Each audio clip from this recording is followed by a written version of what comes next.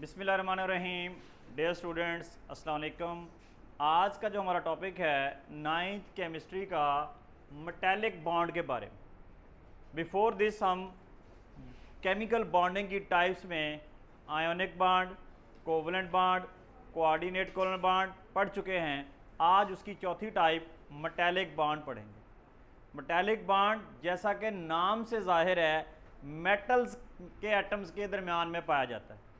Metal है जैसे हमारे पास लोहा, सोना, चांदी, एल्युमिनियम, उसके छोटे छोटे एटम होते हैं। वो आपस में जिस फोर्स से जुड़े होते हैं, जिस ताकत के साथ जुड़े होते हैं, वो वाली जो फोर्स है वो एक बाइंडिंग फोर्स है, वो एक बॉन्ड है, वो एक केमिकल बॉन्ड है। और वो कौन सा बॉन्ड है उसका हमने यहाँ नाम रखा है जी मेटालिक बॉन्ड। कौन सा बॉन्ड जी? आयनिक बॉन्ड में हमने पढ़ा था कि जो कंप्लीट ट्रांसफ़र कर दे अपना एक इलेक्ट्रॉन दूसरे एटम को, तो उनके दरमियान में एक फोर्स ऑफ अट्रैक्शन पैदा होती है आयन बनने की वजह से, तो वो आयनिक बॉन्ड कहलाती है। कोवेलेंट में हमने पढ़ा था कि उसमें दोनों एटम्स ने अपना एक एक इलेक्ट्रॉन जो है म्यूचुअल आपस में म्यूचुअल करके बॉन्ड पेयर बनाया था। फिर हमने कोऑर्डिनेट कोवेलेंट बॉन्ड में पढ़ा कि उसमें एक एटम ने पूरे का पूरा एक बॉन्ड पेयर, जिसको हम लोन पेयर कहते थे, वो दूसरे को डोनेट कर दिया। तो ये चौथी टाइप जो है मेटालिक बॉन्डिंग है। आइए सबसे पहले इसकी डेफिनेशन देखते हैं। कहता है a bond formed between metal atoms, ऐसा बॉन्ड जो मेटल के एटम्स के दरमियान में बनता है। आगे ब्रैकेट में बताता है पॉजिटिवली चार्ज आयन। वो जो एटम्स हैं बेसिकली क्या हैं? पॉजिटिवली चार्ज आयन है। अच्छा, पॉजिटिव चार्ज आयन कब बनता है? जब कोई इलेक्ट्रॉन लूज करता है। ड्यू टू, किस वजह से? बॉन्ड बनता है मेटल के एटम्स के दरमियान में बनता है। ठीक है जी, किस वजह से बनता है, क्यों बनता है? ड्यू टू मोबाइल और फ्री इलेक्ट्रॉन्स। किन इलेक्ट्रॉन की वजह से? मोबाइल या फ्री इलेक्ट्रॉन। सबसे पहले इस डेफिनेशन के अंदर हमें ये मोबाइल और फ्री इलेक्ट्रॉन्स के कॉन्सेप्ट का पता होना चाहिए। मोबाइल का मतलब होता है आज़ाद, फ्री। पुराने ज़माने में फ़ोन हुआ करते थे वो तार वाले, जैसे PTCL सेट हुआ था, वो बाउंड था कि कमरे के एक ख़ास कोने में पड़ा होता था। जब बेल बजती थी तो वहीं बंदे को जाके कॉल अटेंड करनी पड़ती थी। ये नहीं होता था कि वो बड़े वाला सेट बंदा उठा के साथ साथ फिरता रहे। मोबाइल के आने से क्या हुआ? अब तार की पाबंदी ख़त्म हो गई। आप घर की छत पे हैं, वहाँ भी अटेंड कर सकते हैं। आप बाइक पे जा रहे हैं, आप वहाँ भी अटेंड कर सकते हैं। आप पैदल चल रहे हैं, आप कॉल अटेंड कर सकते हैं। आप लेटे हुए हैं, आप कॉल अटेंड कर सकते हैं। मोबाइल का मतलब है चलता फिरता, आपके साथ हर वक्त आज़ाद। और फ्री का मतलब हम आमतौर पर मुफ्त के मीनिंग में लेते हैं। यहाँ फ्री से मुराद है आज़ाद, जो किसी के साथ बाउंड ना हो, जो किसी के साथ जुड़ा हुआ ना हो। तो ये जो मेटालिक बॉन्ड बनता है बेसिकली मोबाइल या फ्री इलेक्ट्रॉन्स की वजह से बनता है। तो ऐसा बॉन्ड जो मेटल के एटम्स के दरमियान में बनता है, और किन की वजह से बनता है? मोबाइल और फ्री इलेक्ट्रॉन्स की वजह से। किसकी वजह से?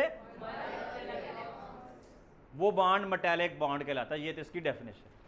अब हम ये देखेंगे कि ये जो फ्री या मोबाइल इलेक्ट्रॉन है ये आते कहाँ से हैं, ये आते कहाँ से हैं। इससे पहले हम थोड़ी सी इसकी प्रॉपर्टीज़ देख लेते हैं कि जो मेटल्स की आमतौर पर प्रॉपर्टीज़ होती हैं। मेटल का आमतौर पर मेल्टिंग पॉइंट हाई होता है, इनका बॉइलिंग पॉइंट भी हाई होता है। इसके अलावा मेटल जो है गुड कंडक्टर होती हैं हीट और इलेक्ट्रिसिटी। कंडक्टर का मतलब जिसमें से करंट पास हो जाए। आपने देखा होगा ये बिजली की तारें एल्युमिनियम की या कॉपर की बनी होती हैं, उसमें से करंट फ्लो हो जाता है। इसके अलावा हीट इनमें से पास हो जाती है। आप किसी आयरन का कोई जो है टुकड़ा बाहर धूप में रख दें, वो गर्म हो जाता है। या जैसे घर में जब सालन बना रहे होते हैं, वो जो सालन वाला चमचा होता है उसके अंदर जिसको बार बार फेर रहे होते हैं, वो स्टील सा जो होता है वो हीट हो जाता है। हालांकि हीट तो देगची के नीचे वाली साइड पे है। कंडक्टेंस, वो मेटल के अंदर हीट भी कंडक्ट करती है, हीट भी इसमें से गुजर जाती है और इलेक्ट्रिसिटी भी गुजर जाती है। इसके अलावा हार्ड होती हैं, हैवी होती हैं, ये इनकी प्रॉपर्टीज़ है। कभी एग्जाम में सवाल पूछा जा सकता है what are the properties of metals, तो आप ये चंद एक बातें लिख सकते हैं शॉर्ट क्वेश्चन में। They have the high melting point, they have the high boiling point, they are good conductor of heat, they are good conductor of electricity, they are hard, they are heavy. ये सारी properties किसकी हैं? Metals की। अब हम चलते हैं अपने बुनियादी उस पॉइंट की तरफ कि जो मोबाइल और फ्री इलेक्ट्रॉन आया कहाँ से, जिसने आकर मेटल बॉन्ड बनाया, जिसने मेटालिक बॉन्ड बनाया। आमतौर पर हमारे पास जो मेटल्स होती हैं, क्योंकि ये मेटल्स में बनता है, मेटल्स का एटॉमिक साइज बड़ा होता है। मेटल का एटॉमिक साइज क्या होता है? मिसाल के तौर पर मैं यहाँ एक जो है एटम आपके सामने बनाता हूँ, ये उसका पहला शेल है, ये दूसरा शेल है, ये तीसरा शेल है, ये चौथा शेल है, ये पांचवा शेल है। चलो जी, हम इस पांचवें वाले को, लास्ट वाले को वैलेंस शेल करार दे देते हैं। याद रखिएगा, जो सबसे आखिरी शेल होता है उसको हम वैलेंस शेल भी कहते हैं, उसको आउटर मोस्ट शेल भी कहते हैं, और लास्ट शेल भी कहते हैं। और लास्ट, ये तीन नाम एक ही चीज के। और जो इस वैलेंस शेल के अंदर इलेक्ट्रॉन पाए जाएंगे उनका नाम होगा वैलेंस शेल इलेक्ट्रॉन, या वैलेंस इलेक्ट्रॉन्स भी इनको कहते हैं। क्लियर? अब एटम का साइज, चूंकि मेटल के एटम का साइज बड़ा होता है, बहुत सारे जो दरमियान में इनर शेल आ जाते हैं, वैलेंस शेल और न्यूक्लियस के दरमियान। हमने चैप्टर नंबर 3 में पढ़ा था effective nuclear charge. Effective nuclear charge मैं दोबारा बता देता हूं यहां क्या होता है, या न्यूक्लियर पुल या न्यूक्लियर चार्ज भी उसे कहते हैं।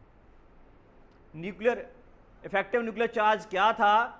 इस न्यूक्लियस की अपने वैलेंस शेल के इलेक्ट्रॉन्स को अपनी तरफ खींचने की जो ताकत होती है वो कहलाती है effective nuclear charge. Because electron के ऊपर है नेगेटिव चार्ज, इलेक्ट्रॉन के ऊपर है, इसका जो न्यूक्लियस है उसके ऊपर जो प्लस लिखा हुआ है, प्लस का मतलब इसके अंदर प्रोटॉन है और प्रोटॉन के ऊपर पॉजिटिव चार्ज है। जो प्रोटॉन्स होते हैं पूरी ताकत के साथ अपने वैलेंस शेल वाले इलेक्ट्रॉनों को अपनी तरफ खींचते हैं। The force with which nucleus attracts और pull the valence shell electron towards itself. Nucleus की वो ताकत जिससे वो अपने वैलेंस शेल के इलेक्ट्रॉनों को अपनी तरफ खींचता है, इफेक्टिव न्यूक्लियर चार्ज कहलाता है। अब एटम का बड़ा साइज होने की वजह से हमने ये भी पढ़ा था, जितना जितना एटम का साइज बढ़ता जाएगा इफेक्टिव न्यूक्लियर चार्ज कम होता जाएगा। बड़े एटम से, मोटे बड़े एटम से, बल्कि एटम से वैलेंस शेल से इलेक्ट्रॉन को निकालना इजी होता है। इलेक्ट्रॉन को निकालना, कैटाइन फॉर्मेशन इजी होता है। रीजन, बिकॉज एटम का साइज बहुत बड़ा है। अच्छा जी, बड़ा होने से क्या हो गया? बड़ा होने से दरमियान में बहुत सारे शेल हैं, जैसे ये के शेल आ गया, एल आ गया, एम आ गया, एन आ गया। इनकी वजह से वैलेंस शेल के इलेक्ट्रॉनों को खींचने की ताकत जो है न्यूक्लियस की वो वीक पड़ जाती है शील्डिंग इफेक्ट की वजह से।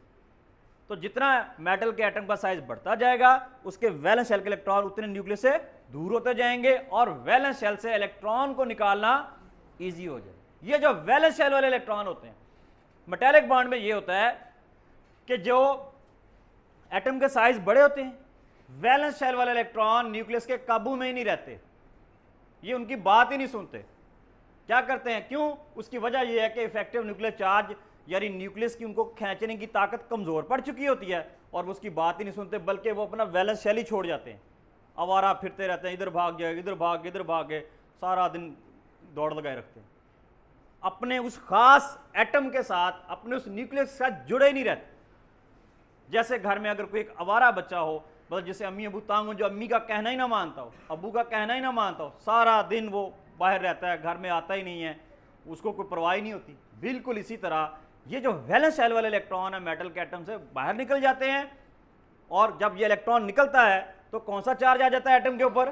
Positively charge. ये जो हमने लफ्ज इस्तेमाल किया था पॉजिटिवली चार्ज आई, वो इस तरह बनते हैं और ये आवारा फिर रहे होते हैं, इसीलिए इनका नाम मोबाइल और फ्री इलेक्ट्रॉन रखा गया है। ये किसी के साथ अटैच ही नहीं है। क्लियर? ये कॉन्सेप्ट अगर थोड़ा सा क्लियर हो जाएगा तो फिर आपको मेटालिक बॉन्ड बड़ा प्यारा समझ आएगा।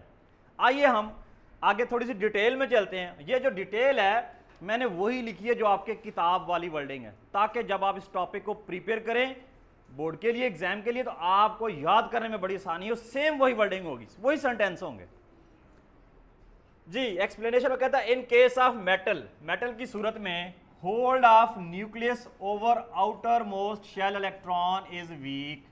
ये बात तो हमने की है पहले, क्योंकि मेटल के एटम्स का साइज बड़ा होता है, बड़ा साइज होने की वजह से होल्ड का मतलब होता है ताकत, खींचना, उसका असर, कि न्यूक्लियस का असर जो है वैलेंस शेल इलेक्ट्रॉन्स के ऊपर क्या पड़ जाता है? वीक हो जाता है। किस वजह से? Because of large sized atom, बड़ा एटम का बड़ा साइज होने की वजह से, and greater number of shells between nucleus and valence shell electron. दो वजूहात हैं, कौन सी?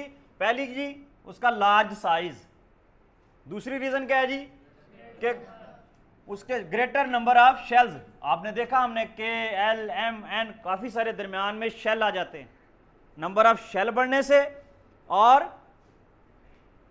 लार्ज साइज की वजह से क्या होता है जी, जो न्यूक्लियस की वैलेंस शेल के इलेक्ट्रॉन्स को अपनी तरफ अट्रैक्ट करने की जो सलाहियत थी, जो ताकत थी, वो वीक पड़ जाती है, कमजोर पड़ जाती है।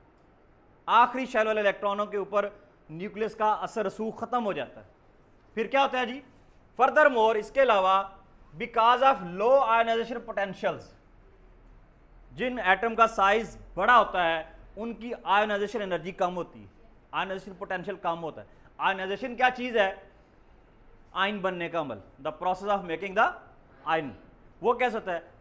अगर आप किसी एटम के वैलेंस शेल से एक इलेक्ट्रॉन निकाल लें, वो आयन बन जाता है। वो क्या बन जाता है? आयन। अच्छा, उस इलेक्ट्रॉन को निकालने के लिए जो आपको एनर्जी लगानी पड़ती है उसको बोला जाता है आयोनाइजेशन एनर्जी या ionization potential. The amount of energy required to remove the most loosely bound electron from the valence shell of an atom of isolated gaseous atom is called ionization energy। अब कहता है बड़ा size होने की वजह से क्या होता है, आयोनाइजेशन एनर्जी पोटेंशियल लो हो जाता है। मेटल हैव टेंडेंसी, मेटल के अंदर ये सलाहियत आ जाती है क्या, to lose their outermost shell electron easily, वो अपने वैलेंस शेल के इलेक्ट्रॉनों को बड़ी आसानी के साथ लूज कर देता है। एटम का बड़ा साइज होने की वजह से उनकी आयनाइजेशन एनर्जी कम हो जाती है, वैलेंस शेल का इलेक्ट्रॉन आसानी से निकल जाता है। अच्छा जी, रिजल्टेंटली नतीजे के तौर पर क्या होता है, these loose or free electron, वो जो निकल गए वीक फोर्स की वजह से, न्यूक्लियर फोर्स की वजह से आउटर मोस्ट शेल से इलेक्ट्रॉन निकल गए ना, अब ये जो वो जो निकलने वाले इलेक्ट्रॉन्स हैं उनका हमने नाम क्या रखा, मोबाइल आर फ्री। अब ये करते क्या हैं, ये जो अपने एटम के ऑर्बिट से तो निकल गए, वैलेंस शेल से निकल गए, अब देखते हैं अगले आगे क्या करते हैं। These loose or free electron of all metal atom. Suppose आपके पास एक मेटल की शीट है, इस तरह के मेटल का टुकड़ा है, उसके अंदर हजारों लाखों एटम है, हर एटम के वैलेंस शेल से इलेक्ट्रॉन निकल गया निकल गया निकल गया, कितने सारे निकल गए, अब वो सारे मिलकर these loose or free electrons of all metal atom move freely, आजाद फिरते हैं, आवारा फिरते हैं, कोई वालिदैन को अपने न्यूक्लियस को, अपने जो फैक्टर न्यूक्लियस को लिफ्ट नहीं करवाते, in the spaces between the atom of metal, उस मेटल के एटम्स के दरमियान में ये जो जगह हैं, ये वाली आप देखें ना, ये न्यूक्लियस हो गया, ये जगह, ये जगह, ये सारे जो हैं ये डॉट डॉट जो शो किए गए हैं, ये फ्री इलेक्ट्रॉन है, ये अपना एटम छोड़ आए हैं।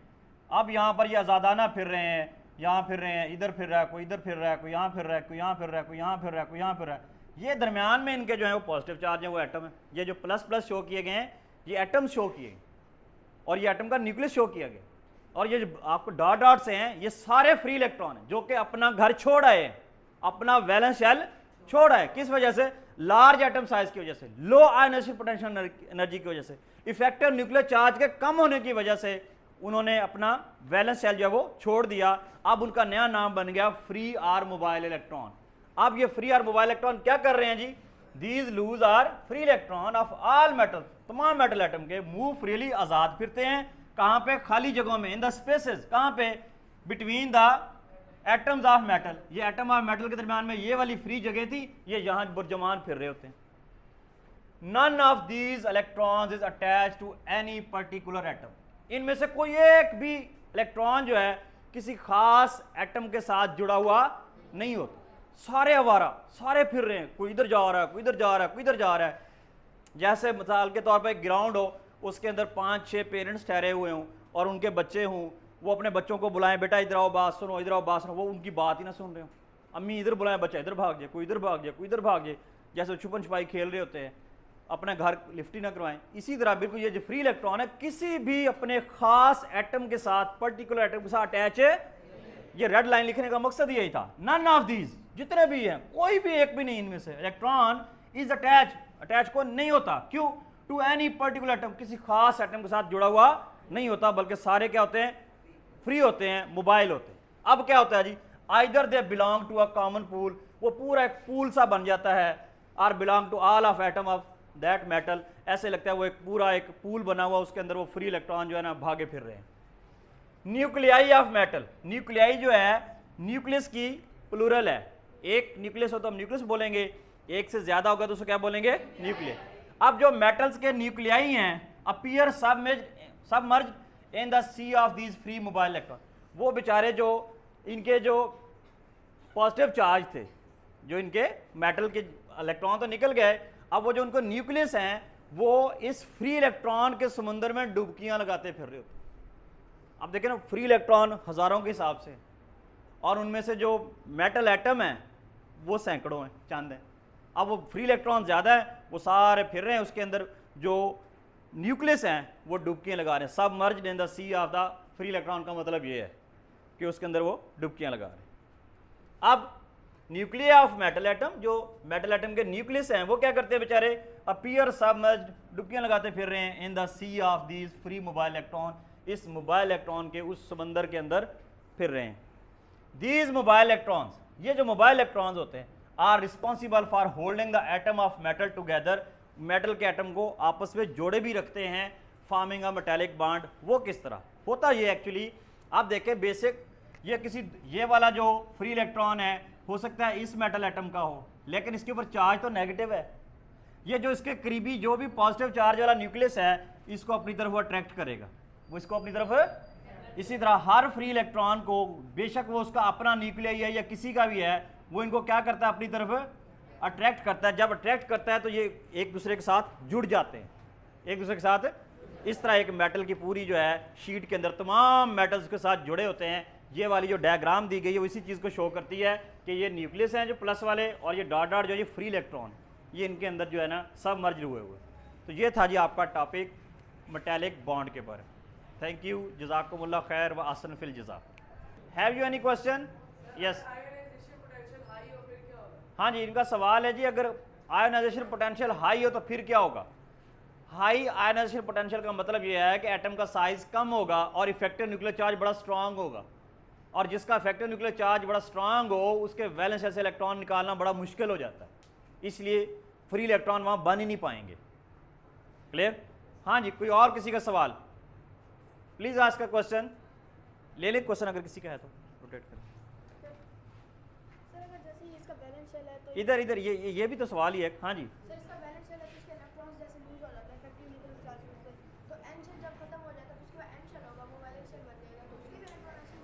नहीं, उसका वैलेंस शेल खत्म नहीं होता, ये फिरते रहते अपना, ये वैलेंस शेल छोड़ के किसी और के वैलेंस शेल में चले जाते हैं, उधर से चक्कर लगा के इधर आ जाते हैं, क्योंकि पूरा पूल सा बना होता है, जैसे स्टेडियम के अंदर पूल होता है, उसमें बच्चे नहा रहे होते हैं, डुबकी लगा रहा है, इधर जा रहा है, इधर जा रहा है, फिरते वहीं रहते हैं। इसका मतलब ये नहीं है कि उसका शेल खत्म हो जाता है। जी यस, फैजान शाह।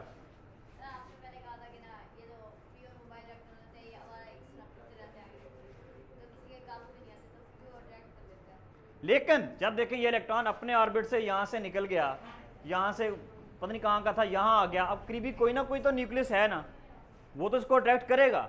न्यूक्लियस ये नहीं देखता कि ये मेरा इलेक्ट्रॉन है किसका है, वो तो चार्ज की बुनियाद पर उसको अट्रैक्ट करता है, जो भी उसके पास नेगेटिव चार्ज वाला आएगा उसको अपनी तरफ अट्रैक्ट करेगा। जी हसन रजा गर्देजी, उनका क्वेश्चन है। हाँ जी, यहाँ इनका सवाल है जी, क्या ये अपना ऑक्टेट कंप्लीट करने के लिए स्टेबलाइज होंगे? जी ट्राई तो करेंगे, हर देखें हर न्यूक्लियस की कोशिश होती है कि उसके वैलेंस शेल का इलेक्ट्रॉन जो है वो ऑक्टेट या डुप्लेट उसका मुकम्मल हो जाए, तो पूरी ट्राई करेंगे जी। और ये जो अट्रैक्शन है इसी के लिए तो है, स्टेबिलिटी के लिए तो है जी। और question? No one, it's okay जी, थैंक यू।